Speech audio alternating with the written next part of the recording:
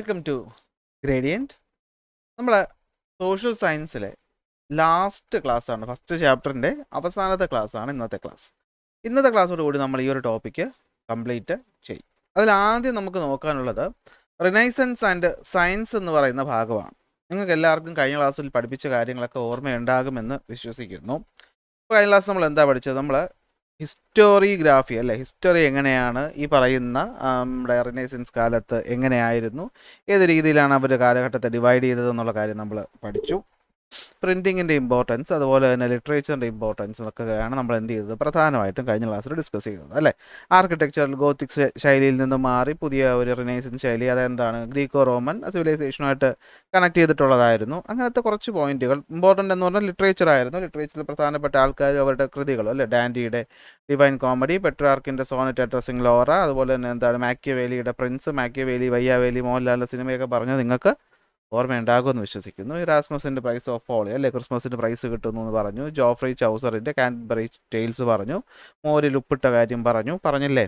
അപ്പോൾ ഇതൊക്കെയാണ് എന്ത് സെർവൻ്റുള്ള ഡോണിനെ പറ്റി നമ്മൾ പറഞ്ഞു. അപ്പോൾ ഇത്തരം കാര്യങ്ങളൊക്കെ നമ്മൾ പറഞ്ഞിട്ടുണ്ടായിരുന്നു. ആ പോയിൻ്റൊക്കെ നിങ്ങളുടെ മനസ്സിലുണ്ടാകുമെന്ന് വിശ്വസിച്ചുകൊണ്ട് ഞാൻ എന്ത് ചെയ്യാൻ പോവുകയാണ്, ലാസ്റ്റ് ടോപ്പിക്ക് അല്ലെങ്കിൽ ലാസ്റ്റ് ക്ലാസ് സ്റ്റാർട്ട് ചെയ്യാൻ പോവുകയാണ്. അപ്പോൾ ആദ്യമായിട്ടാണ് ക്ലാസ് കാണുന്നതെങ്കിൽ ഉറപ്പായിട്ടും ക്ലാസ് ഇഷ്ടപ്പെട്ടാൽ ലൈക്ക് ചെയ്യണം, ഷെയർ ചെയ്യണം, സബ്സ്ക്രൈബ് കൂടെ ചെയ്യണം. നോട്ട് കിട്ടാനായിട്ട് എന്ത് ചെയ്താൽ മതി, ടെലഗ്രാമിൽ ജോയിൻ ചെയ്താൽ മതി. ടെലഗ്രാം ലിങ്ക് ഡിസ്ക്രിപ്ഷനിലുണ്ട്. ഇത് ടെലഗ്രാം ഇല്ലാത്തവർക്ക് വാട്സാപ്പ് ഉണ്ട്. പക്ഷേ വാട്സാപ്പിൽ നിങ്ങൾ മെസ്സേജ് അയക്കുമ്പോൾ പെട്ടെന്ന് റെസ്പോൺസ് കിട്ടിക്കൊള്ളണമെന്നില്ല. അതുകൊണ്ടാണ് ടെലഗ്രാമിൽ അപ്ലോഡ് ചെയ്തിടുന്നത്. അപ്പോൾ നിങ്ങൾ വാട്സാപ്പിൽ, ഇനിയിപ്പോൾ ടെലഗ്രാം ഇല്ലെങ്കിൽ വാട്സാപ്പ് നമ്പർ ഞാനിവിടെ വീഡിയോയിൽ കൊടുത്തിട്ടുണ്ട്. ആ നമ്പറിൽ നിങ്ങൾ എന്ത് ചെയ്താൽ മതി, മെസ്സേജ് ഇട്ടാൽ മതി. ഞാൻ എന്ത് ചെയ്യാം, അതിനുള്ള റിപ്ലൈ നിങ്ങൾക്ക്, അല്ലെങ്കിൽ ആ നോട്ട് ഏതാണെന്നുള്ള PDF ഞാൻ അയച്ചു തരാം. പക്ഷേ പെട്ടെന്ന് കിട്ടണമെന്ന് ഇല്ല. അപ്പോൾ സയൻസിൽ എന്ത് മാറ്റമാണ് കൊണ്ടുവന്നത്? നമ്മൾ ഓൾറെഡി പറഞ്ഞ കാര്യമാണ് അല്ലേ. ആൾക്കാരുടെ ക്രിട്ടിക്കൽ തിങ്കിങ് വന്നു, റീസണിങ് അല്ലേ കൂടി. അതായത് എന്തിനും നമ്മളതിൻ്റെ കാരണങ്ങൾ തേടി തുടങ്ങി. എന്തുകൊണ്ടാണ് നടക്കുന്നത്, എന്താണ് അതിൻ്റെ കാരണം അല്ലേ. ചുമ്മാ പറയുന്ന ഫെയറി ടെയിൽസ് അല്ലെങ്കിൽ മിത്തുകളൊക്കെ അങ്ങ് വിശ്വസിക്കാതെ നമ്മൾ അതിൻ്റെ ക്വസ്റ്റ്യൻ ചെയ്തു തുടങ്ങി. സത്യം പറഞ്ഞാൽ സയൻസ് എന്ന് പറഞ്ഞാൽ തന്നെ അതാണല്ലോ അല്ലേ. നമ്മളെ ചുറ്റും നടക്കുന്ന ഓരോ പ്രതിഭാസങ്ങളെയും നമ്മൾ ചോദ്യം ചെയ്യുന്നു, നമ്മളതിൻ്റെ കാരണങ്ങൾ കണ്ടുപിടിക്കുന്നു, കണ്ടെത്തി മാറ്റം വന്നു. അപ്പോൾ ആദ്യമായിട്ട് മെയിനായിട്ട് വന്നൊരു സംഭവം എന്ന് പറയുന്നത് അസ്ട്രോണമിയിലാണ്. അതായത് അന്നേ വരെ നമ്മൾ വിചാരിച്ചിരുന്നത് നമ്മുടെ സൂര്യൻ എന്ന് പറയുന്ന ഭൂമിയെ ചുറ്റി വരുമായിരുന്നു അല്ലേ. അതായത് എന്താണ്, earth was the centre of the universe എന്ന ടോളമിയുടെ ആ ഒരു സിദ്ധാന്തമാണ് നമ്മൾ വിശ്വസിച്ചുകൊണ്ടിരുന്നത്. എന്നാൽ അത് മാറിയിട്ട് നമ്മുടെ സൂര്യനാണ് സെൻറ്റർ എന്ന് പറയുന്നത് ആരാണ് ആദ്യം? നിക്കോളാസ് കോപ്പർനിക്കസ് ആണ്. 16-ാം നൂറ്റാണ്ടിൽ കോപ്പർനിക്കസ് പറഞ്ഞു, അണ്ണന്മാരെ നിങ്ങൾ പറഞ്ഞുകൊണ്ടിരുന്ന പൊട്ട തെറ്റാണ്. അദ്ദേഹം അതിൻ്റെതായ എവിഡൻസുകളും എന്ത് ചെയ്തിട്ടുണ്ടായിരുന്നു, പ്രൊവൈഡ് ചെയ്തിട്ടുണ്ടായിരുന്നു. അതായത് സൂര്യനാണ് നടുക്ക് നിൽക്കുന്ന, പ്ലാനറ്റുകൾ അതിനെ റിവോൾവ് ചെയ്യും. പറഞ്ഞ അയാളെ തട്ടുകയാണ് ചെയ്തത് അല്ലേ. നമുക്ക് ഇഷ്ടമില്ലാത്ത കാര്യങ്ങളൊക്കെ പറയുമ്പോൾ അന്ന് കുന്നുകളെ, അതുപോലെ ഈ പറയുന്ന നിക്കോളാസ് കോപ്പർനിക്കസിനെയും എന്ത് ചെയ്തു, വധിച്ചു. ഓക്കെ. പക്ഷെ പിന്നീട് അദ്ദേഹത്തിൻ്റെ തിയറി അന്നും ഇവിടെ വാലിഡ് ആയിട്ട് ഉണ്ടായിരുന്നു. പിന്നീട് വന്ന ഗലീലിയോ നമുക്കറിയാം എന്താ കണ്ടുപിടിച്ചത്, നമ്മുടെ ടെലസ്കോപ്പ് കണ്ടുപിടിച്ചു. അതുപോലെ ജോഹാനസ് കെപ്ലർ, മാത്തമെറ്റിക്സ് നമ്മൾ പറയുന്ന ആൾക്കാരാണ് അല്ലേ. അപ്പോൾ ഇവർ വന്നു, അവരുടേതായ കുറച്ച് കാര്യങ്ങൾ അല്ലെങ്കിൽ എന്താണ് കുറച്ച് തിയറീസ് അവതരിപ്പിച്ചു. ഫോർ എക്സാമ്പിൾ നമ്മുടെ ജോഹാനസ് കെപ്ലർ എന്ത് ചെയ്തു, ഈ പറയുന്ന പ്ലാനറ്റുകളുടെ സ്പീഡ് എന്ത് ചെയ്യുന്നു, കൂടുന്നതനുസരിച്ച് എന്താണ് നമ്മുടെ സൂര്യനിൽ നിന്ന് ഈ പറയുന്ന അടുത്തേക്ക് വരും തോറും, ദൂരേക്ക് പോകും തോറും പ്ലാനറ്റുകളുടെ സ്പീഡിൽ വരുന്ന വ്യത്യാസത്തെ പറ്റിയിട്ടൊക്കെ പറഞ്ഞു. ഈ പറയുന്ന കെപ്ലറിൻ്റെ തിയറിയെ പിന്നീട് ഡെവലപ്പ് ചെയ്തിട്ടാണ് സർ ഐസക് ന്യൂട്ടൺ എന്ത് ചെയ്യുന്നത്, ഗ്രാവിറ്റേഷൻ, നമ്മൾ ഗ്രാവിറ്റേഷൻ സയൻസ് പഠിക്കുമ്പോൾ കെപ്ലറിൻ്റെ തിയറിയും പഠിക്കുന്നുണ്ട്.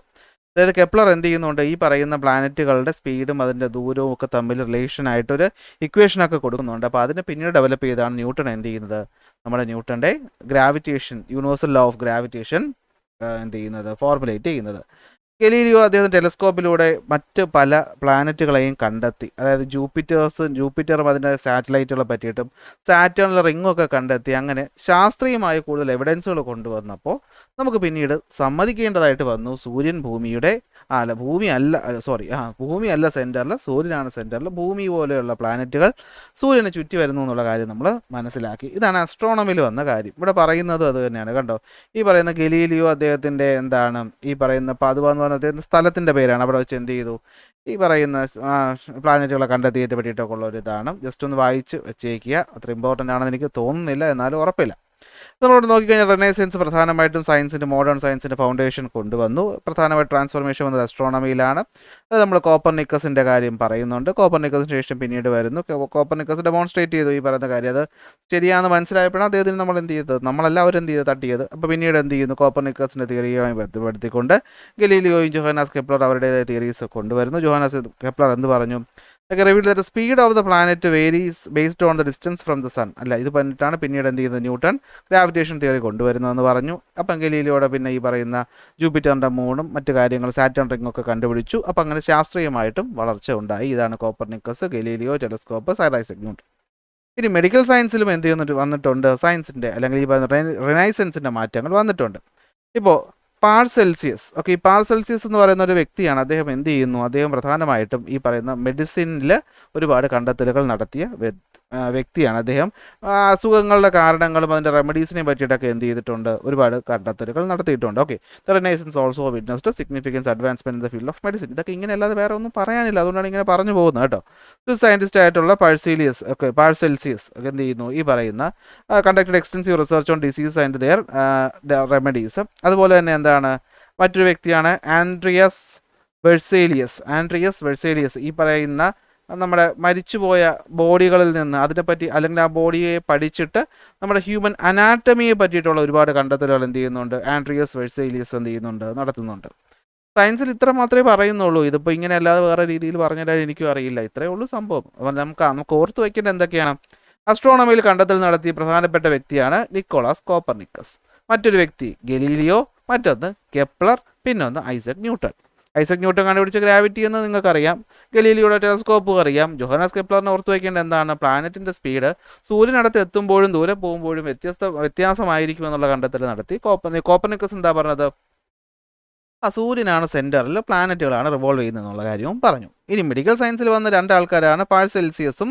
ഓക്കെ, പാർസെൽസിയസ് എന്ത് പറഞ്ഞു, ഡിസീസിൻ്റെ കോസിനെ പറ്റിയിട്ട് റെമഡീസിനെ പറ്റിയിട്ട് പറഞ്ഞപ്പോൾ ആൻഡ്രിയസ് വെഴ്സേലിയസ് പറയുന്നത് എന്തിനെ പറ്റിയിട്ടാണ്, ഹ്യൂമൻ അനാറ്റമിയെ പറ്റിയാണ്. ഇത്രയൊന്നും ഓർത്ത് വയ്ക്കുക, ഇത്രയേ ഉള്ളൂ. ഇനി വരുന്നതാണ് ഏറ്റവും ഇമ്പോർട്ടൻറ്റ്, പരീക്ഷയ്ക്ക് ഇവിടെ നിന്നൊരു ചോദ്യം ഉറപ്പാണ്, റിഫോർമേഷൻ. എന്താണ് റിഫോർമേഷൻ? എന്താണ് റിഫോർമേഷൻ? എങ്ങനെയാണ് റിഫോർമേഷൻ നടന്നത്? അതായത് റിനൈസൻസിൻ്റെ ഇൻഫ്ലുവൻസ് മതത്തിലേക്കും പള്ളിയിലേക്കുമൊക്കെ വന്നതിനെയാണ് നമ്മൾ റിഫോർമേഷൻ എന്നതുകൊണ്ട് ഉദ്ദേശിക്കുന്നത്. അതായത് നമ്മുടെ റിനൈസൻസ് എന്ന് പറയുന്ന കാര്യത്തിനകത്ത് നമുക്ക് നോക്കിക്കഴിഞ്ഞാൽ, നമ്മൾ നേരത്തെ ലിറ്ററേച്ചർ പഠിച്ചപ്പോൾ പറഞ്ഞു അല്ലേ, മതത്തിൻ്റെ ഇൻഫ്ലുവൻസും മതത്തിൽ നടക്കുന്ന തെറ്റായ പ്രാക്ടീസുകളെ പറ്റിയിട്ട് പല പല കഥകളും സാഹിത്യ കൃതികളും ഒക്കെ ഈ പറയുന്ന റിനൈസൻസ് കാലത്ത് ഇറങ്ങി. ഇറാസ്മസിനെ പോലെയുള്ള, ജോൺ വൈക്ലിഫിനെ പോലെയുള്ള, ജോസഫ് വൈക്ലിഫാണോ ജോൺ വൈക്ലിഫാണോ ഒന്ന് നോക്കിക്കോട്ടെ എടാ ഒരു സെക്കൻഡേ. അപ്പോൾ നോക്കി ഇവിടെ പറയുന്ന അതാ കണ്ട്, ജോൺ വൈക്ലിഫിനെ പോലെയുള്ള, അല്ലെങ്കിൽ ജാൻ ഹസ്സിനെ പോലെയുള്ള, സവോനാരോലെ പോലെയുള്ള, നല്ല പേരുകൾ അല്ലേ, സയോനാര എന്നൊക്കെ പറയുന്ന പോലെയുണ്ട്, സവോനാരോലയെ പോലെയുള്ള ആൾക്കാർ ഇത്രയേ ചെയ്തു. സംഭവം ഇത്രയേ ഉള്ളൂ. ഇതുപോലെയുള്ള ആൾക്കാർ മതത്തിലെ തെറ്റുകളെ പറ്റിയിട്ട്, അതായത് അന്നത്തെ പള്ളികളിൽ നടന്നിരുന്ന തെറ്റുകളെ പറ്റിയിട്ട് ഹാസ്യ രീതിയിലും അല്ലാത്ത രീതിയിലും ഒക്കെ വിമർശനങ്ങൾ ഉന്നയിച്ചു. പ്രധാനമായിട്ടും അവർ വിമർശനങ്ങൾ ഉന്നയിച്ച പ്രധാനപ്പെട്ട കാര്യം എന്ന് വെച്ചാൽ സെയിൽ ഓഫ് ഇൻഡൾജൻസസിനെ പറ്റിയിട്ടാണ്. എന്താണ് ഇൻഡൾജൻസസ്? പാപവിമോചന പത്രം എന്നാണ് ഇതിനെ മലയാളത്തിൽ പറയുന്നത്. അതായത് പാപികൾക്ക് എന്ത് ചെയ്യാം, പള്ളിയിൽ പോയിട്ട് ഈ ഒരു പത്രം വാങ്ങിച്ചു കഴിഞ്ഞാൽ അവരുടെ പാപങ്ങൾ കഴുകിക്കളയും എന്നാണ് അന്നത്തെ പള്ളി പറഞ്ഞത്. അങ്ങനെ കിട്ടുന്ന പൈസ കൊണ്ട് ആശുപത്രികളും പള്ളികളും ഒക്കെ പണിയും എന്നാണ് പറഞ്ഞിരുന്നത്. അപ്പോൾ എന്താ സംഭവം, സെയിൽ ഓഫ് ഇൻഡൾജൻസസ് എന്ന് പറഞ്ഞു കഴിഞ്ഞാൽ എന്താണ്, the church sold indulgences claiming they could redeem the sins. പാപങ്ങൾ അല്ലേ കഴുകി കളയാൻ പറ്റും, പൈസ കൊടുത്ത് വാങ്ങിച്ചാൽ മതി. അപ്പോൾ നമുക്ക് ഇന്നൊരു പാപം ചെയ്യണമെങ്കിൽ നമ്മൾ ഇന്നൊരു പാപം ചെയ്യുക, വൈകിട്ട് പോയിട്ട് പള്ളിയിൽ നീ പറയുന്ന പോലെ ഒരു പാപ വിമോചന പത്രം വാങ്ങിച്ചു കൊടുക്കുക. ഇത് ആദ്യം നമുക്ക് കേൾക്കുമ്പോൾ തന്നെ ഇതിനകത്തൊരു നെഗറ്റീവ് അടിക്കും അല്ലേ. അപ്പോൾ അന്നത്തെ ആൾക്കാരും ഇത് ശരിയായിട്ടുള്ള പരിപാടിയാണെന്ന് തോന്നുന്നില്ല എന്ന് പറഞ്ഞു. അങ്ങനെ ഇരിക്കുകയാണ് ഈ പറയുന്ന ജോഹാൻ ടെറ്റ്സൽ, എനിക്ക് ഇപ്പോഴും ഉച്ചരിക്കും തെറ്റിപ്പോകും, ജോഹാൻ ടെറ്റ്സലിനെ എങ്ങോട്ട് പോകുന്നു, ജർമ്മനിയിലോട്ട് പറഞ്ഞു വിടുന്നു. ഈ പറയുന്ന പള്ളിയിൽ നടക്കുന്ന ഇൻ്റലിജൻസ് പത്രത്തിൻ്റെ സെയിൽസും ഒക്കെ ആയിട്ട് ബന്ധപ്പെട്ട് ജർമ്മനി എന്ന സ്ഥലത്ത് എത്തുന്ന ഒരു വ്യക്തിയാണ്, അല്ലെങ്കിൽ ഒരു പുരോഹിതനാണ് ഈ പറയുന്ന ജോഹാൻ ടെറ്റ്സൽ എന്ന് പറയുന്നത്. അങ്ങനെ ഈ ജോഹാൻ ടെറ്റ്സൽ എവിടെ എത്തുന്നു നോക്കി, ഇവിടെ പറയുന്നുണ്ട്. ഓക്കെ മണി കളക്ടഡ്, ഓക്കെ ഇതാ കിടക്കുന്നു. The money collected was proposed to fund the construction of hospitals, cathedrals, however, next വരെയാണ്. When Johannes Tetzel a Dominican monk arrived at Germany to promote the sales of intelligences. ശ്രദ്ധിച്ച് കേട്ടോളെ. ജൊഹാനാസ് ടെറ്റ്സൽ എന്ന് പറയുന്ന ആൾ എവിടെ എത്തുന്നു? ജർമ്മനിയിൽ എത്തുന്നു. ജർമ്മനിയിലെത്തിയിട്ട് ഈ പറയുന്ന ഇൻ്റലിജൻസസ് എന്ന പത്രം, അതായത് നിങ്ങൾ കുഞ്ഞാടുകളെ, നിങ്ങൾ ഈ പത്രം വായിച്ചു, അല്ലെങ്കിൽ പത്രം വാങ്ങിക്കൂ, പത്രം വാങ്ങുന്നതിലൂടെ നിങ്ങളുടെ പാപങ്ങളൊക്കെ കഴുകിക്കളയും എന്ന് പറഞ്ഞു നിന്നപ്പോഴത്തേക്കും അത് അവിടെയുള്ള ആൾക്കാർക്ക് അത് ഇഷ്ടപ്പെട്ടില്ല. പ്രധാനമായിട്ടും അതിനെ എതിർത്തൊരു വ്യക്തിയാണ് മാർട്ടിൻ ലൂഥർ. ഇനിയാണ് ശ്രദ്ധിച്ച് കേട്ടോളെ. മാർട്ടിൻ ലൂഥർ എന്താ ചെയ്തതെന്ന് വെച്ച് കഴിഞ്ഞാൽ 1517 ഈ ജർമ്മനിയിലെ വിറ്റൻബർഗ് പള്ളിയുടെ കവാടത്തിൽ ഒരു സാധനം അടിച്ചു വെച്ചു. അതിൻ്റെ പേരാണ് 95 തീസിസ്. 95 പ്രബന്ധങ്ങൾ, അല്ലെങ്കിൽ 95 തീസിസ് എന്ന് പറയുന്ന ഒരു സാധനം ഈ പള്ളിയുടെ മുമ്പിൽ അടിച്ചു വെച്ചു. ഇത് ലാറ്റിൻ ഭാഷയിലാണ് അദ്ദേഹം അടിച്ചു വെച്ചത്. അദ്ദേഹം ഒരു പുരോഹിതനായിരുന്നു. അപ്പം പള്ളിക്കിട്ട് ഡയറക്ടർ പണി കൊടുക്കുന്നതിനോട് താല്പര്യം ഇല്ലായിരുന്നു. എങ്കിൽ എന്ത് ചെയ്തു? ലാറ്റിൻ ഭാഷയിൽ എഴുതി വെച്ചു. പക്ഷേ ഇദ്ദേഹത്തിൻ്റെ അനുയായികളായിട്ട്, ഇദ്ദേഹം ഒരു കോളേജിൽ ഈ പറയുന്ന പ്രൊഫസറും കൂടെ ആയിരുന്നു. അപ്പോൾ അദ്ദേഹത്തിൻ്റെ അനുയായികൾ എന്ത് ചെയ്തു? നൈസായിട്ട് ഈ സാധനത്തിന് ജർമ്മൻ ഭാഷയിലോട്ട് അങ്ങോട്ട് തർജ്ജമ ചെയ്തു. പള്ളിയിൽ നടക്കുന്ന അനീതികളെ പറ്റിയിട്ടുള്ള കാര്യങ്ങളാണ് ഇതിൽ പ്രധാനമായിട്ടും പറഞ്ഞത്. അപ്പോൾ ഇത് വാങ്ങിച്ചു, ഇത് ആൾക്കാർ വായിച്ചു, അങ്ങനെ പള്ളിയിൽ നടക്കുന്ന തെറ്റുകളെ പറ്റിയിട്ട് മനസ്സിലായി. അങ്ങനെ പ്രൊട്ടസ്റ്റൻ്റ് എന്ന് പറയുന്ന ഒരു ഗ്രൂപ്പ് തന്നെ ഫോം ചെയ്തു. നമ്മൾ പ്രൊട്ടസ്റ്റൻ്റ് മതവിഭാഗം എന്നൊക്കെ പറഞ്ഞ് കേട്ടിട്ടുണ്ടാവും. എന്താ പറ്റിയെന്ന് വെച്ച് കഴിഞ്ഞാൽ, ലൂതർ ഇൻറ്റൻഷൻ, ഈ പറയുന്ന മാർട്ടിൻ ലൂതറിൻ്റെ ഇൻറ്റൻഷൻ എന്ത് ചെയ്തു? മര്യാദയ്ക്ക് ചർച്ച ചെയ്ത് ഇതൊക്കെ പരിഹരിക്കുക എന്നുള്ള ഉദ്ദേശത്തിലാണ് പുള്ളി ഇത് ചെയ്തു വെച്ചത്. പക്ഷേ എന്ത് പറ്റിയെന്ന് വെച്ച് കഴിഞ്ഞാൽ, അതിന് ജർമ്മൻ ഭാഷയിലോട്ട് ട്രാൻസ്ലേറ്റ് ചെയ്ത് ആൾക്കാർ അതൊക്കെ വായിച്ച് മനസ്സിലാക്കിയപ്പോൾ പള്ളിയിലുള്ള തെറ്റുകളെപ്പറ്റി പഠിക്കുകയും അങ്ങനെ എന്ത് പറ്റി? പ്രൊട്ടസ്റ്റൻ്റ് റിഫോർമേഷൻ ആരംഭിക്കുകയും ചെയ്തു. അതായത് പ്രൊട്ടസ്റ്റൻ്റ് എന്ന് പറയുന്ന ഒരു ഗ്രൂപ്പ്, അതായത് നമ്മൾ ഈ പറയുന്ന ക്രിസ്ത്യാനികളിൽ തന്നെ കുറച്ച് ഒക്കെ പറഞ്ഞു കഴിഞ്ഞാൽ എനിക്ക് ഇടി കിട്ടുമോ? അങ്ങനെയല്ല, കുറച്ചുകൂടി യുക്തി ചിന്തയ്ക്കൊക്കെ ഇമ്പോർട്ടൻസ് കൊടുക്കുന്ന, കുറച്ചുകൂടി ഫോർവേഡായിട്ട് ചിന്തിക്കുന്ന ഒരു ഗ്രൂപ്പ് വന്നു. അവരെയാണ് പ്രൊട്ടസ്റ്റൻ്റ് എന്ന് വിളിക്കുന്നത്. അങ്ങനെ പ്രൊട്ടസ്റ്റൻ്റ് ഗ്രൂപ്പ് ഉണ്ടാകാൻ, അല്ലെങ്കിൽ പ്രൊട്ടസ്റ്റൻ്റ് റിഫോർമേഷൻ ഉണ്ടാകാൻ ഈ കാരണമായി. ജൊഹാൻ ടെറ്റ്സൽ എവിടെ പോകുന്നു? ജർമ്മനി പോകുന്നു. ഈ പറയുന്ന നമ്മൾ ഇൻ്റലിജൻസ് വിൽക്കാനായിട്ട് പ്രൊമോട്ട് ചെയ്യുന്നു. അങ്ങനെ നിൽക്കുന്ന സമയത്ത് ഈ പറയുന്ന നമ്മുടെ മാർട്ടിൻ ലൂഥറിന് ഇത് ശരിയായിട്ട് തോന്നുന്നില്ല. അദ്ദേഹം എന്ത് ചെയ്തു? നിങ്ങൾ ഈ കാണിക്കുന്ന പരിപാടികൾ ശരിയല്ല എന്ന് പറഞ്ഞൊരു 95 പോയിൻ്റുള്ള കാര്യങ്ങളൊക്കെ എഴുതി പള്ളിയുടെ മുമ്പിൽ കൊണ്ട് ആണിയടിച്ച് തൂക്കിയിടുന്നു. പക്ഷേ പണി അവിടെ കിട്ടുന്നു. പുള്ളി വിചാരിച്ചാൽ അവിടെ നിൽക്കുന്നില്ല. വിഷയം അങ്ങോട്ട് കത്തി കയറുകയാണ്. നാട്ടുകാർ എന്ത് ചെയ്യുന്നു? അതിന് ലാറ്റിൻ ഭാഷയിൽ നിന്ന് ജർമ്മൻ ഭാഷയിലോട്ട് മാറ്റുകയും അത് വായിക്കുകയും പള്ളിയുടെ തെറ്റുകുറ്റങ്ങൾ മനസ്സിലാക്കുകയും, ഇങ്ങനെ പോയാൽ ശരിയാവില്ല, കുറേ നയങ്ങൾ, നമ്മൾ ദൈവവിശ്വാസികളാണെന്നും പറഞ്ഞ് മതത്തിൻ്റെ പേരിൽ ഇവർ കാണിക്കുന്ന പരിപാടി ശരിയല്ല എന്ന് പറഞ്ഞുകൊണ്ട് അവരെന്ത് ചെയ്യുവാണ്? അവർ കുറച്ച് മാറ്റങ്ങൾ കൊണ്ടുവരികയാണ്. അങ്ങനെ പ്രൊട്ടസ്റ്റൻ്റ് ഗ്രൂപ്പ് ഫോം ചെയ്യും. അങ്ങനെ റിഫോർമേഷൻ ആളിക്കത്തുന്നു. പ്രധാനമായിട്ടും ഇമ്പോർട്ടൻ്റ് പങ്ക് വഹിച്ചത് യൂണിവേഴ്സിറ്റീസ് ആണ്. കാരണം ഈ പറഞ്ഞ മാർട്ടിൻ ലൂഥർ എന്ന് പറയുന്നത് വിറ്റൻബർഗ് യൂണിവേഴ്സിറ്റിയിലെ ഒരു അധ്യാപകൻ ആയിരുന്നു. അപ്പോൾ ആ പറയുന്ന യൂണിവേഴ്സിറ്റിയിൽ നിന്ന് എന്ത് ചെയ്തു? ഈ റിഫോർമേഷൻ അങ്ങോട്ട് ആളിക്കത്തുന്നു. ഇതിൽ സെക്കുലർ ആയിട്ടുള്ള റൂളേഴ്സിൻ്റെ സപ്പോർട്ട് കിട്ടുന്നു. അതാണ് ഇമ്പോർട്ടൻ്റ് കാര്യം. കാരണം പള്ളിയിൽ ഈ പറയുന്ന അധികാരി വർഗ്ഗങ്ങൾ, അല്ലെങ്കിൽ ഈ പറയുന്ന പ്രഭുക്കന്മാർ പള്ളിയിൽ അധികാരം പിടിച്ചെടുക്കുന്നു. അവർ മതത്തിനെ അവരുടേതായ രീതിക്ക് വളച്ചൊടിക്കുന്നത് അന്നത്തെ റൂളേഴ്സിന് അത്ര ഇഷ്ടപ്പെട്ടില്ല. So the secular rulers, unhappy with the clergy's power in taxation and appointments, supported the reformation. അല്ലേ, ശത്രുവിൻ്റെ ശത്രു മിത്രം എന്ന് പറയുന്ന പോലെ ഈ പറയുന്ന ക്ലർഗി, ഈ പറയുന്ന പുരോഹിതരെന്നല്ല, പ്രഭുക്കന്മാർക്കെതിരെ പണി കൊടുക്കാൻ രാജാക്കന്മാരൊക്കെ നോക്കിയിരിക്കുകയായിരുന്നു, അധികാരികൾ നോക്കിയിരിക്കുകയായിരുന്നു. കാരണം ഇവർ പള്ളിയുടെ ഇൻഫ്ലുവൻസ് ആവശ്യമില്ലാതെ ടാക്സേഷനിലും മറ്റു കാര്യങ്ങളൊക്കെ കൊണ്ടുവന്നു. സോ അവർ ഇതിനെ സപ്പോർട്ട് ചെയ്തു. അങ്ങനെ റിഫോർമേഷൻ എന്ത് ചെയ്തു? സ്പ്രെഡ് ചെയ്തു. ജർമ്മനിയിൽ നിന്നും മറ്റ് യൂറോപ്യൻ സ്ഥലങ്ങളിലോട്ടും ഈ പറയുന്ന പ്രൊട്ടസ്റ്റന്റ് റിഫോർമേഷൻ എന്ത് ചെയ്യുന്നു? സ്പ്രെഡ് ചെയ്യുന്നു. അങ്ങനെ സ്വിറ്റ്സർലാൻഡിലേക്ക് ഇതെത്തുന്നു. സ്വിറ്റ്സർലാൻഡിൽ 2 ആൾക്കാരെ പറ്റി നമ്മൾ അറിഞ്ഞിരിക്കണം. Okay, Ulrich Zwingli. ഓക്കെ, ഇതിൽ H സൈലൻ്റ് ആണ്. Ulrich Zwingli.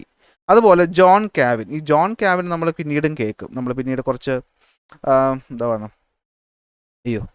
വിപ്ലവങ്ങൾ പഠിക്കുമ്പോൾ ഈ ജോൺ കാവിനെ നമ്മൾ കേൾക്കും. അമേരിക്കൻ വിപ്ലവത്തിനകത്ത് വരുന്നുണ്ട്. പ്രൊട്ടസ്റ്റന്റ് മതവിഭാഗക്കാർ ഇവിടുന്ന് വണ്ടി കയറി അമേരിക്കയിലോട്ട് പോകുന്നു എന്നൊക്കെ നമ്മൾ പിന്നീട് അവിടെ പഠിക്കും. അപ്പോൾ ഈ പറയുന്ന ജോൺ കാവിനും ഉൾറിച്ച് സ്വിംഗ്ലിയും കൂടി എന്ത് ചെയ്യുന്നു? അവരുടെ ഈ പറയുന്ന സ്വിറ്റ്സർലാൻഡിൽ ഇതിൻ്റെ റിഫോർമേഷൻ്റെ ലീഡർഷിപ്പ് കൊടുക്കുന്നു. ഇനി ഇംഗ്ലണ്ടിലോട്ട് വന്നപ്പോഴത്തേക്കും കിങ് ഹെൻറി 8 5, 6, 7, 8 ഹെൻറി 8 എന്ത് ചെയ്യുന്നു? റിഫോർമേഷനെ സപ്പോർട്ട് ചെയ്യുന്നു. അങ്ങനെ എന്താ പറ്റുന്നതെന്ന് വെച്ച് കഴിഞ്ഞാൽ, ഈ കത്തോലിക് പള്ളികളിൽ നിന്നും മാറിയിട്ട് ഒരു ഏഞ്ചലിക്കൻ ചർച്ച് രൂപപ്പെടുന്നു. ഈ പറയുന്ന ഹെൻറി 8 അധികാരിയായിക്കൊണ്ട് ഒരു ഏഞ്ചലിക്കൻ ചർച്ച് എന്ന് പറയുന്ന പുതിയൊരു സിസ്റ്റം രൂപപ്പെട്ട് വരുന്നു. അതിനെ പിന്നീട് നാഷണൽ ചർച്ച് എന്നും വിളിക്കുന്നു. അപ്പോൾ കാര്യത്തിൻ്റെ ഒരു ഐഡിയ കിട്ടിക്കാണുമല്ലോ. പള്ളി, കത്തോലിക്കൻ പള്ളിയുടെ ഇൻഫ്ലുവൻസ് ഒരു പരിധിക്ക് അപ്പുറമായിട്ട് വന്നപ്പോൾ ആൾക്കാർ അതിനെ എതിർത്തു തുടങ്ങി. ഈ പറയുന്ന ഇൻ്റലിജൻസസ് എന്ന പാപവിമോചന പത്രത്തിനെ എതിർത്തു. അതിനെ എതിർത്തുകൊണ്ട് നമ്മുടെ ഈ പറയുന്ന മാർട്ടിൻ ലൂതർ എടുക്കുന്ന കൃതി അല്ലെങ്കിൽ 95 പ്രബന്ധങ്ങൾ എന്ന് പറയുന്ന ആ ഒരു ബുക്ക് അല്ലെങ്കിൽ ആ ഒരു സംഭവം എന്ത് ചെയ്യുന്നു, ലോക്കൽ ഭാഷയിലൂടെ തർജ്ജമപ്പെടുകയും ജർമ്മനിലുള്ള എല്ലാവരും വായിക്കുകയും അങ്ങനെ പ്രൊട്ടസ്റ്റൻ്റ് എന്ന് പറയുന്ന ഒരു ഗ്രൂപ്പ് ഫോം ചെയ്യുകയും പ്രൊട്ടസ്റ്റൻ്റ് എന്ന് പറയുന്ന ആ ഒരു രീതി, പ്രൊട്ടസ്റ്റൻ്റ് റിഫോർമേഷൻ ജർമ്മനിയിൽ നിന്ന് ആരംഭിച്ച് സ്വിറ്റ്സർലാൻഡ് മറ്റ് യൂറോപ്യൻ രാജ്യങ്ങളിലേക്കും ഇംഗ്ലണ്ടിലേക്കും എത്തുന്നു. ഇംഗ്ലണ്ടിലെത്തിയപ്പോൾ അതിനെ എന്ത് ചെയ്തു, ഹെൻറി എട്ടാമൻ സപ്പോർട്ട് ചെയ്യുകയും അതിലൂടെ എന്ത് ചെയ്യുന്നു, ഏഞ്ചലിക്കൻ ചർച്ച് എന്ന് പറയുന്ന ഒരു ഗ്രൂപ്പ് ഫോം ചെയ്യുന്നു. നോക്കി, the break from the Catholic church led to the creation of the Anglican church with the monarch as its head, അതായത് രാജാവ് ഹെഡായിട്ട് വന്നു. ഇങ്ങനെയാണ് നാഷണൽ ചർച്ച് ഇത് ഭാവി ഡെവലപ്പ് ചെയ്താണ് നാഷണൽ ചർച്ചായിട്ട് മാറി. ഈ കാര്യങ്ങളൊക്കെയാണ് ഇവിടെ പറയുന്നത്. കണ്ടോ, മാർട്ടിൻ ലൂതർ 95 തീസിസ് അല്ലെങ്കിൽ 95 പ്രബന്ധങ്ങൾ കൊണ്ടുവരുന്നു 1517. അങ്ങനെ എന്ത് പറ്റും, ലൂതറിൻ്റെ ഇൻറ്റൻഷൻ എന്തായിരുന്നു, merely to spark an ideological debate, അല്ലേ, ഒരു ഡിബേറ്റ് ഉണ്ടാക്കുക എന്നുള്ള ഉദ്ദേശം ഉണ്ടായിരുന്നുള്ളൂ. പക്ഷേ എന്ത് പറ്റി, ഇത് ലാറ്റിൻ ഭാഷയിൽ അതുകൊണ്ടാണ് എഴുതിയത് ഇൻസ്റ്റെഡ് ഓഫ് ജർമ്മൻ. പക്ഷേ എന്ത് പറ്റി, however his work was translated into German without his knowledge and a result widely decimated in subsequently Luther served his ties with the church. അദ്ദേഹം പള്ളിയായിട്ട് തെറ്റിപ്പിരിയുന്നു, അച്ഛനായിരുന്നല്ലോ. അങ്ങനെ ഈ പറയുന്ന യൂണിവേഴ്സിറ്റികളിൽ നിന്ന് ഈ പറയുന്ന കാര്യങ്ങൾ വളരുന്നു, അങ്ങനെ റിഫോർമേഷൻ മാറുന്നു. അങ്ങനെ ഈ പറയുന്ന എന്ത് വരുന്നു, പ്രൊട്ടസ്റ്റന്റ് റിഫോർമേഷൻ ആരംഭം കുറിക്കുന്നു. പള്ളിയിലുള്ളവർ മറ്റ് അധികാരികൾ ഇതിനെ സപ്പോർട്ട് ചെയ്യുന്നു. ജർമ്മനിയിൽ ഒറിജിനേറ്റ് ചെയ്യുന്നു, ഇതിങ്ങോട്ട് പോകുന്നു, സ്വിറ്റ്സർലാൻഡിലോട്ട് പോകുന്നു. ഉൾറിച്ച് സ്വിംഗ്ലിയും അതുപോലെ ജോൺ കാവിനൊക്കെ അതിനെ സപ്പോർട്ട് ചെയ്യുന്നു. കിങ് ഹെൻറി എട്ടാമൻ ഇംഗ്ലണ്ടിൽ അതിനെ സപ്പോർട്ട് ചെയ്യുന്നു. അങ്ങനെ കത്തോലിക്കൻ പള്ളികൾക്ക് പണി കിട്ടി തുടങ്ങി എന്ന സത്യം അവർ മനസ്സിലാക്കി. അപ്പോൾ സ്വയം നമ്മൾ ഇനിയും പരിശോധിച്ചില്ലെങ്കിൽ നമ്മളുള്ള വിശ്വാസികളൊക്കെ നമ്മളെ വിട്ട് മറ്റ് പല രീതികളിലോട്ടും ചേരുമെന്നവർക്ക് തിരിച്ചറിവുണ്ടായി. അപ്പോൾ അവരെന്ത് ചെയ്തു, കൗണ്ടർ റിഫോർമേഷൻ ആരംഭിച്ചു. അതായത് നമ്മളെ തന്നെ അങ്ങോട്ട് നന്നാക്കാൻ പോവുകയാണ്. അതായത് എന്താ ചെയ്തതെന്ന് വെച്ച് കഴിഞ്ഞാൽ, ഈ പറയുന്ന കത്തോലിക്ക പള്ളികളിലെ പ്രശ്നങ്ങളെ പറ്റി മനസ്സിലാക്കാൻ വേണ്ടിയിട്ട് നോർത്ത് ഇറ്റലിയിലെ ട്രെൻഡ് എന്ന സ്ഥലത്ത് അല്ലെങ്കിൽ ഒരു കൗൺസിൽ ഓഫ് ട്രെൻഡ് നോർത്ത് ഇറ്റലിയിൽ വിളിച്ചു ചേർക്കുന്നു. ഇതിനെയാണ് സിനോദ് അല്ലെങ്കിൽ മലയാളത്തിൽ സുനഹദോസ് എന്ന് പറയും. സിനോദ് എന്ന് വെച്ചാൽ പുരോഹിതരുടെ ഒരു സഭ, ഒരു മീറ്റിംഗ്. പുരോഹിതരുടെ ഒരു മീറ്റിംഗ്. അതായത് അവരുടെ സ്വന്തം മതത്തിനകത്തുള്ള തെറ്റുകളെ പറ്റിയിട്ടൊക്കെ പഠിക്കാൻ വേണ്ടിയിട്ട് അവരെന്ത് ചെയ്തു, നോർത്തേൺ ഇറ്റലിയിൽ ഒരു കൗൺസിൽ ഓഫ് ട്രെൻഡ് വിളിച്ചു ചേർക്കുന്നു. ട്രെൻഡ് സ്ഥലത്തിൻ്റെ പേരാണെന്നാണ് എൻ്റെ ഊഹം. അങ്ങനെ അവർ വിളിച്ചു ചേർത്തുന്ന ആ ഒരു ചടങ്ങിനെ, ആ ഒരു മീറ്റിങ്ങിനെ സിനോദ് എന്നും അറിയപ്പെടും. എന്തായിരുന്നു ഇവർ പറഞ്ഞത്, ഈ പോക്ക് പോയാൽ ശരിയാവൂല, ഈ പറയുന്ന ഇൻ്റലിജൻസ് ഒക്കെ വിൽക്കുന്ന കാര്യം ഇനി പണ്ടത്തെ പോലെ പൊട്ടന്മാരല്ല ആൾക്കാർ, അവർക്ക് വിവരം വെച്ചു. അപ്പോൾ ഇനിയും അത് വിറ്റുകൊണ്ടിരുന്നു കഴിഞ്ഞാൽ പണി കിട്ടുമെന്ന് വെച്ചാൽ അവരെന്ത് ചെയ്തു, ഇൻ്റലിജൻസ് എന്ന് പറയുന്ന പത്രത്തിൻ്റെ വിൽപ്പന ബാൻ ചെയ്തു. എന്നിട്ട് പറഞ്ഞു, നമ്മളൊരു കാര്യം പറയണം, ഈ പറഞ്ഞ മറ്റേ മാർട്ടിൻ ലൂതറിനെ പോലെയുള്ളവരൊക്കെ എന്ത് ചെയ്യുന്നു, അവന്മാർ നമ്മുടെ പള്ളിക്കിട്ട് ഓരോ പണികൾ എഴുതി വിടുന്നുണ്ട്. അപ്പോൾ നമ്മൾ എന്ത് ചെയ്യണം, നമ്മുടെ സഭാവിശ്വാസികളത് പറയണം, ഇൻഡെക്സ് ഓഫ് ഫോർബിഡൻ ബുക്സ് എന്ന് പറഞ്ഞ് ഞങ്ങൾ കുറേ ബുക്കുകൾ ലിസ്റ്റ് ചെയ്തിട്ടുണ്ട്, മേലാൽ ആ ബുക്കുകളൊന്നും നിങ്ങൾ എന്ത് ചെയ്യരുത്, തൊട്ട് പോകരുതെന്ന് പറഞ്ഞു. ഈ ബുക്കുകളൊക്കെ നിങ്ങൾ വായിച്ചാണ് നിങ്ങൾ നശിക്കാൻ പോകുന്നത്, അതുകൊണ്ട് നിങ്ങൾ ആ ബുക്കുകൾ തുടരുത്, അത് സാത്താൻ്റെ വേലയാണെന്ന് അവൻ എന്ത് ചെയ്തു, പറഞ്ഞു കൊടുത്തു. അങ്ങനെ എന്ത് പറ്റിയത്, church published a list of books called the index that believers were forbidden to read. അതുപോലെ തന്നെ അവരെന്ത് ചെയ്തു എന്ന് വെച്ച് കഴിഞ്ഞാൽ ഇൻക്വിസിഷൻ എന്ന് പറയുന്ന മതകോടതികളെ തിരിച്ചു കൊണ്ടുവന്നു. The church retained the court of inquisition which had extincted during the medieval period to enforce its teaching. അതാ സംഭവം. എന്ത് പറ്റൂ, ഇൻക്വിസിഷൻ കൊണ്ടുവന്നു. അപ്പോൾ എന്താ ഇൻക്വിസിഷൻ എന്ന് വെച്ച് കഴിഞ്ഞാൽ, നോക്കിയേ, the court of inquisition which was there in the medieval time was reinitiated. അത് തിരിച്ച് റീഇൻസ്റ്റിറ്റ്യൂട്ട് ചെയ്തു. അതായത് മതത്തിന് അങ്ങനെ ചുമ്മാ അങ്ങനെ മതത്തിനിട്ട് ഒരുത്തിന് പണിയാൻ ഞങ്ങൾ അനുവദിക്കില്ല എന്ന് പറഞ്ഞു. അങ്ങനെ ഇതുമായി ബന്ധപ്പെട്ട് വരുന്ന ഒരു സൊസൈറ്റിയുടെ പേരാണ് ദ സൊസൈറ്റി ഓഫ് ജീസസ്. ഈ പേര് നിങ്ങൾ കേട്ടിട്ടുണ്ടാകും. ലയോള, പ്രധാനപ്പെട്ട കുറേ സ്കൂളുകളുടെ പേരുണ്ട്. ട്രിവാൻഡ്രത്തുള്ള വലിയ സ്കൂളാണ് ലയോള. ഇഗ്നേഷ്യസ് ലയോള ആര് വരുന്നു, Ignatius Loyola society of Jesus പണിയുന്നു, അല്ലെങ്കിൽ അത് ആരംഭിക്കുന്നു. എന്തിനു വേണ്ടിയിട്ട്, ഈ പറയുന്ന കൗണ്ടർ റിഫോർമേഷനെ സപ്പോർട്ട് ചെയ്യാൻ വേണ്ടിയിട്ട്. പ്രത്യേകത, സ്ട്രിക്റ്റ് ഡിസിപ്ലിൻ ഉള്ളൊരു സൊസൈറ്റി ആയിരുന്നു. അതായത് ഇതെന്ന് വെച്ച് കഴിഞ്ഞാൽ ഈ മതത്തിനെയൊക്കെ നിങ്ങളിങ്ങനെ തോന്നിവാസികളാക്കി വിട്ട് കഴിഞ്ഞാൽ ശരിയാവത്തില്ല എന്ന് പറഞ്ഞ് മതത്തിനൊരു സ്ട്രിക്റ്റ് ആയിട്ടൊരു ചട്ടക്കൂടുണ്ട്, ഈ പറയുന്ന കാര്യങ്ങൾ കുറച്ച് സ്ട്രിക്റ്റ് ആയിട്ട് നോക്കണമെന്നൊക്കെ പറഞ്ഞിട്ട് സൊസൈറ്റി ഓഫ് ജീസസ് എന്ന സംഘടന അല്ലെങ്കിൽ ആ ഒരു ഗ്രൂപ്പ് കൊണ്ടുവരുന്നു. പ്രധാന അതിൻ്റെ ഒരു ഗുണമെന്ന് പറയുന്നത് സ്ട്രിക്റ്റ് ഡിസിപ്ലിൻ ആയിരുന്നു. The members of the society followed A strict discipline and absolute obedience. കൂടുതൽ ചോദ്യമൊന്നും ചോദിക്കേണ്ട, പറയണം, അങ്ങോട്ട് കേട്ടാൽ മതി എന്ന് പറയുന്ന രീതിയിൽ അധികാരമുള്ളൊരു സംഭവം കൊണ്ടുവന്നു. കൊണ്ടുവന്നു. അവരെന്ത് ചെയ്തു? സ്കൂളുകളും മറ്റ് നല്ല ആൾക്കാർക്ക് ആതുര സേവനം ചെയ്യുന്ന സ്ഥാപനങ്ങളും ആരംഭിച്ചു. The society worked in strengthening the authority of the Catholic church by setting up schools and engaging in missionary work. മനസ്സിലാവുമല്ലോ. തെറ്റുകൾ അവർ മാറ്റി. The counter reformation successfully eliminated several wrong practices within the Catholic church. കത്തോലിക്ക പള്ളിയിലുണ്ടായിരുന്ന തെറ്റുകൾ അവർ പരിഹരിച്ചു. അങ്ങനെ Catholic reformation ഉണ്ടായി. ഇതിനെയാണ് നമ്മൾ എന്ത് വിളിക്കുന്നത്? കാത്തലിക് റിഫോർമേഷൻ എന്ന് വിളിക്കുന്നത്, അല്ലേ? അപ്പോൾ കണ്ടൊരു പ്രൊട്ടസ്റ്റന്റ് റിഫോർമേഷനിൽ കത്തോലിക്ക പള്ളിയുടെ തെറ്റുകളെ ചൂണ്ടിക്കാണിച്ചു. കത്തോലിക്ക പള്ളി സ്വന്തം തെറ്റുകളെ മാറ്റിയപ്പോൾ അത് നമ്മൾ എന്ത് വിളിച്ചു? കാത്തലിക് റിഫോർമേഷൻ എന്ന് വിളിച്ചു. ഇതാണ് സംഭവം. ഇദ്ദേഹമാണ് ഇഗ്നേഷ്യസ് ലയോള എന്ന് പറയുന്നത്. ഇത്രയും പറയുന്നത് കൂടി മനോഹരമായി നമ്മൾ ഈ ഒരു ചാപ്റ്റർ അവസാനിക്കുകയാണ്. ഇത് അതിൻ്റെ കൺക്ലൂഷൻ സ്റ്റേറ്റ്മെൻ്റ് ആണ്. നിങ്ങൾ സമയം പോലെ ഇരുന്ന് വായിച്ചു നോക്കിയാൽ മതി. ഇവിടെ നിന്നൊരു ചോദ്യം വരും, റിഫോർമേഷനും കൗണ്ടർ റിഫോർമേഷനും തമ്മിലുള്ള വ്യത്യാസം എന്താണെന്ന്. ഇത് ഞാൻ ഇപ്പോൾ പഠിപ്പിക്കാനൊന്നും പോകുന്നില്ല. നോട്ടിൽ ഞാനിത് ആഡ് ചെയ്തിട്ടുണ്ട്. നിങ്ങൾ സമയം പോലെ വായിച്ചാൽ മതി. ഇപ്പോൾ പറഞ്ഞ പോയിന്റുകൾ രണ്ടും ഡിവൈഡ് ചെയ്ത് റിഫോർമേഷനിൽ എങ്ങനെയായിരുന്നു, കൗണ്ടർ റിഫോർമേഷനിൽ എങ്ങനെയായിരുന്നു, അതായത് ഈ പറയുന്നത് എവിടെ നിന്നാണ് ഒറിജിനേറ്റ് ചെയ്തത്. റിഫോർമേഷൻ 16-ാം നൂറ്റാണ്ടിൽ എന്ത് ചെയ്തു? ഈ പറയുന്ന മാർട്ടിൻ ലൂതറും ജോൺ കാവിനും അല്ലെ ഉൾറിച്ച് സ്വിംഗ്ലിയൊക്കെ കൂടി ചേർന്നിട്ട് ജർമ്മനിയിലും സ്വിറ്റ്സർലാൻഡിലുമായിട്ട് ആരംഭിച്ചു. കൗണ്ടർ റിഫോർമേഷൻ എവിടെ ആരംഭിച്ചു? കാത്തലിക് ചർച്ചുകളാണ് ആരംഭിച്ചത് എന്ന് മനസ്സിലാക്കി. പ്രധാനപ്പെട്ട ഗോൾ എന്തായിരുന്നു? അല്ലേ, പള്ളിയിലെ കറപ്ഷനും മറ്റു കാര്യങ്ങളൊക്കെ മാറ്റുക എന്നുള്ളതായിരുന്നു റിഫോർമേഷൻ്റെ ഉദ്ദേശം എന്ന് പറയുന്നത്. കൗണ്ടർ റിഫോർമേഷൻ എന്താണ്? മതത്തിന് ഉള്ളിലുള്ള തെറ്റുകളെ തന്നെ എന്ത് ചെയ്യുക? എലിമിനേറ്റ് ചെയ്യുക എന്നുള്ളതായിരുന്നു. പ്രധാനപ്പെട്ട ഇവൻറ്റുകൾ ഇവിടെ പറയുന്നുണ്ട്. മെത്തേഡുകൾ എങ്ങനെയാണ് അവർ ചെയ്തിരുന്നതെന്ന് പറയുന്നുണ്ട്. ഔട്ട്കമ്മും കാര്യങ്ങളൊക്കെ പറയുന്നുണ്ട്. ഇത്രയും പറയുമ്പോൾ മനോഹരമായി നമ്മൾ ഈ ഒരു ചാപ്റ്റർ സുഹൃത്തുക്കളെ അവസാനിക്കുകയാണ്. ക്ലാസ്സുകൾ ഇഷ്ടപ്പെട്ടാൽ ലൈക്ക് ചെയ്യുക, ഷെയർ ചെയ്യുക, സബ്സ്ക്രൈബ് ചെയ്യുക. നോട്ട് കിട്ടാൻ വേണ്ടിയിട്ട് ടെലഗ്രാം ചാനലിലോ വാട്സാപ്പിലോ മെസ്സേജ് അയയ്ക്കുക. അടുത്ത ക്ലാസ്സിൽ നമുക്ക് അടുത്ത ടോപ്പിക്കുമായിട്ട് കാണാം.